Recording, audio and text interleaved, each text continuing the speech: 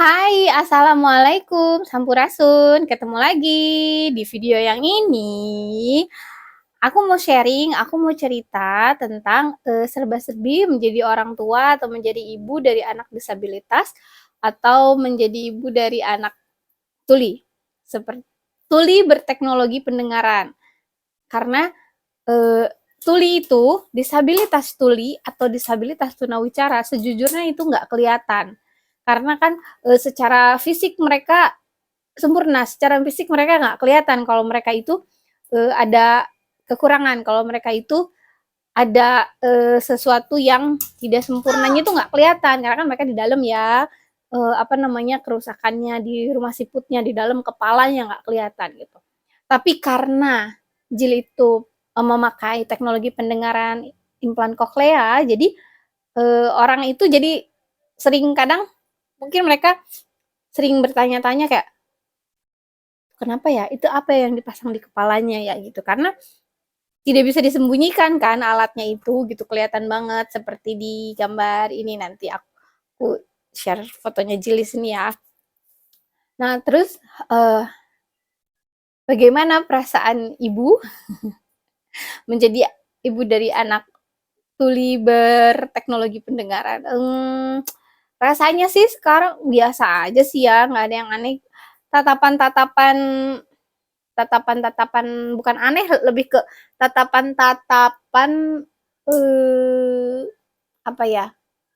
Tatapan-tatapan pengen tahu itu sebenarnya apa gitu kayak kalau lagi makan di restoran atau lagi di mall atau di tempat keramaian apapun ya baik itu rumah sakit atau mall atau lapangan atau apapun itu pasti akan ada aja gitu orang yang ngeliatin Jill gitu sampai ngeliatin muter gitu ada aja dan it's okay buat ibu dan ayahnya Jill tuh kayak itu biasa aja sama sekali tidak menyakiti hati kami, sama sekali tidak menyakiti hati kami, sama sekali tidak membuat kami sedih atau gimana gitu karena kami berdua sangat amat paham kenapa orang ngeliatin Jill gitu karena ketidaktahuan mereka atau kepenasaranannya mereka gitu sebetulnya apa yang dipakai Jill gitu. Nah, tidak jarang ada yang langsung nanya kayak maaf mbak itu anaknya pakai apa ya atau maaf mas maaf bu maaf pak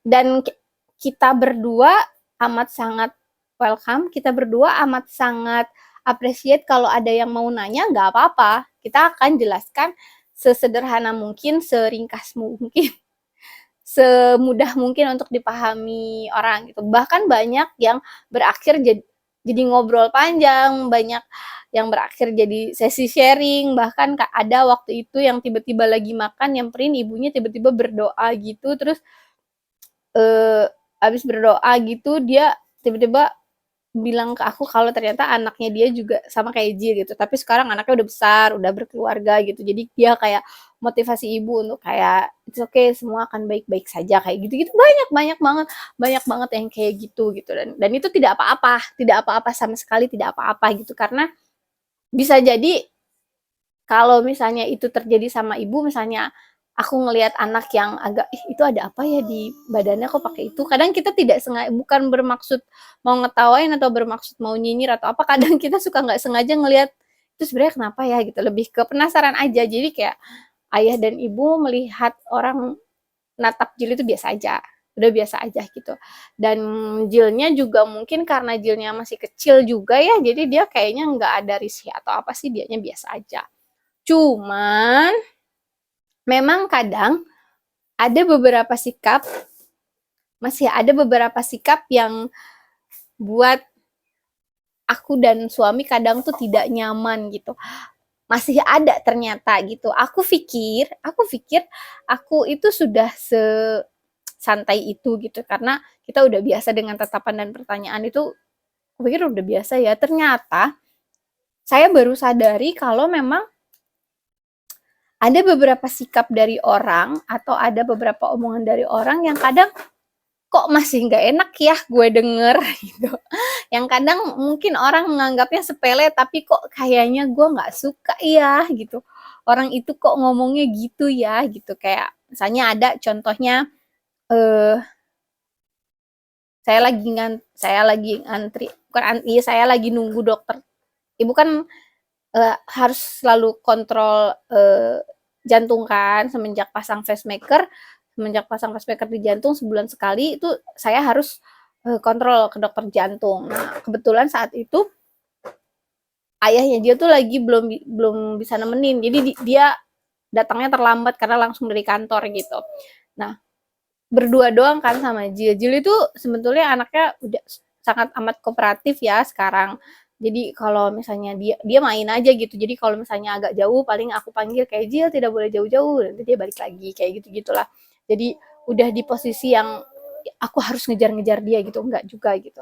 Nah, ada satu ibu-ibu yang lagi sama-sama antri di dokter jantung tuh dia nanya awalnya kayak itu kenapa ya anaknya, terus seperti biasa aku menjelaskan semudah mungkin dengan bilang kayak oh iya anakku, iya Jil, wah apa, oh iya anakku tuli, anak saya tuli gitu, oh iya, oh kasihan ya, terus kasihan yang pertama tuh aku cuma senyum aja kan, iya dia sudah pakai kalau aku menjelaskan itu adalah impan koklea kan akan jadi panjang lagi malas jelasin. Jadi akhirnya saya bilang, oh iya tapi dia sudah pakai alat bantu pendengaran. Oh gitu. Iya, kasihan ya, kasihan banget. Udah aku senyum kan. Dah. Terus udah si Jil lari lagi sana sini gitu. Terus balik lagi. Jil makan, minum dulu. Aku panggil kan Jil minum dulu. Terus dia minum. Dia ngomong lagi. Itu seumur hidup harus pakai alat yang ditempel di kepalanya. Terus aku bilang kan, oh iya ibu, itu karena udah sepuh ya. Oh iya ibu harus dipakai karena manakala alatnya itu dilepas dia nggak akan denger gitu. Jadi dia harus dipakai. Paling mandi dan tidur yang tidak dipakai. Ih kasihan banget sih, kasihan banget sih hidupnya. Oke, udah tahan emosi nih. Itu ibu sama anaknya ya. Aku tuh agak kesel kayak ini anaknya kenapa sih nggak bilang ibunya suruh stop karena mukaku udah nggak enak. Terus udah gitu si Jil kan biasa lari lagi ini lagi. Pas Jilnya nyamperin aku lagi dia ngomong lagi, terus dia nggak denger dong kalau mandi, nggak denger dong kalau tidur. Terus aku senyum kan, iya ibu manakala alatnya dilepas dia emang nggak akan dengar, aku bilang gitu. Tapi it's okay, dia sudah paham kok kapan waktunya tidur, kalau lagi mandi juga dia udah paham kalau disuruh berhenti. Dia bilang gini, kasihan ya, kasihan, mukanya persis kayak gini ya, kasihan ya, kasihan hidupnya kayak gitu. Kesel nggak? Aku sebagai ibu itu aku kesel banget karena nggak usah dikasihanin gitu, it's okay, anak gue nih nggak apa-apa gitu, Tuhan memang menciptakan dia kayak gitu, terus so what gitu, kenapa gitu. Terus karena aku kesel itu dari yang aku asalnya lagi main handphone, itu handphonenya aku taruh, terus aku ngomong tegas depan anaknya, aku liatin muka anaknya juga biar maksud aku tuh anaknya kasih tahu dong ibunya biar nggak ngomong mulu. Terus aku bilang sama ibu gini, ibu nggak usah dikasihanin anak saya nggak apa-apa, Allah emang menciptakan dia seperti itu, Allah menciptakan dia memang tunarungu, memang tuli, jadi iya, jadi nggak usah dikasihanin, biasa aja, biasa aja ibu, nggak usah dikasihanin kayak gitu. Terus anaknya langsung kayak, ibu boleh gitu kayak gitu kan dari tadi kayak gitu. Ternyata ibu baru sadar, ternyata aku baru sadar kalau aku nggak suka kalau ada orang yang menatap anakku, yang gimana ya, yang melihat anakku dengan tatap mengasihani, tapi mengasihani yang kayak ih kok gitu ya hidupnya ya, kasihan banget nanti dia seumur hidup. Gak suka ternyata aku lebih seneng tatapan-tatapan orang yang kalau memang penasaran it's okay, dilihat aja nggak apa-apa gitu. Aku lebih seneng tatapan-tatapan orang yang bangga melihat segala progres yang sudah Jil apa namanya, sudah Jill dapatkan sampai saat ini gitu. Karena ini tidak mudah untuk dia gitu. Dia terlahir tuli, dia terlahir dengan gangguan pendengaran, terus sekarang dia berusaha sebegitunya untuk dia bisa mendengar dengan baik gitu. Dia berusaha untuk memanfaatkan teknologi yang ditempel di telinganya agar dia bisa mendengar dan berbicara dengan baik gitu. Aku lebih suka tatapan-tatapan orang yang bangga, proud gitu atas apa yang sudah dia lakukan gitu. Meskipun progres sekecil apapun, kayak misalnya Jill dipanggil udah nengok, misalnya temenku manggil Jill, hai Jill, anakku langsung nengok, terus kayak ayo tos dulu sama om, tos dulu sama tante gitu, dia langsung nyamperin, terus tos, hai Jill peluk dulu dong, terus dia nengok, terus dia lari meluk, terus mereka menatap Jill dengan tatapan yang kayak anak ini sudah berusaha dengan baik ya gitu. Nah itu aku suka tatapan kayak gitu, itu salah satu bentuk support untuk aku daripada yang ih kasihan ya, kasihan banget, kasihan gitu. Tapi aku juga kan nggak bisa mengatur tatapan orang ya, nggak bisa dong aku ngatur orang, cuma ternyata gitu aku masih tidak terima dengan tatapan seperti itu gitu gitu. Nah terus ada lagi kayak aku paling nggak suka sama orang-orang yang ngetes Jill, kayak tiba-tiba random, ini beneran stranger people, ini beneran random, ini juga terjadinya di rumah sakit, kayak nggak tahu kenapa kalau di rumah sakit itu kok ya random ya ketemu orangnya. Ada bapak-bapak yang nanya itu dia kenapa gini gini gini, terus aku kasih tahu tuli, terus pakai alat bantu pendengaran dan endebre gitu, terus dia nyaranin aku untuk ke Subang biar Jill pakai terapi tiup-tiup dan gitu-gitu, yang obrolan ngalor ngidul yang begitu kayak nggak usah pak, nggak apa-apa, saya mau tempuh jalur medis aja. Terus tiba-tiba ini setiba-tiba itu dia jentik-jentikin jari di belakang telinganya aja, kayak di strek strek strek gitu di belakang telinganya aja, strek. Terus si Jill tuh nggak nengok karena Jillnya tuh lagi apa gitu, aku nggak tahu, pokoknya dia lagi lari-lari gitu, tiba-tiba dia jetrik-jetrikin jari gitu, terus Jillnya tuh nggak nengok. Terus bapak-bapak itu bilang gini, tuh kan anaknya nggak nengok, saya jentikin jari, itu belum ngaruh tuh alatnya, makanya mending di terapi yang ditiup itu katanya, yang di Subang kalau nggak salah dia bilang, Subang apa Banten gitu ya. Terus kesel gak jadi gue? Gue sih kesel ya, kayak ngapain anak gue dites pakai dijentik-jentikin jari, itu saking keselnya akhirnya aku bilang, terus akhirnya aku bilang sama bapak itu gini, Pak, mohon maaf, aku bilang, Pak mohon maaf, anak saya bukan burung.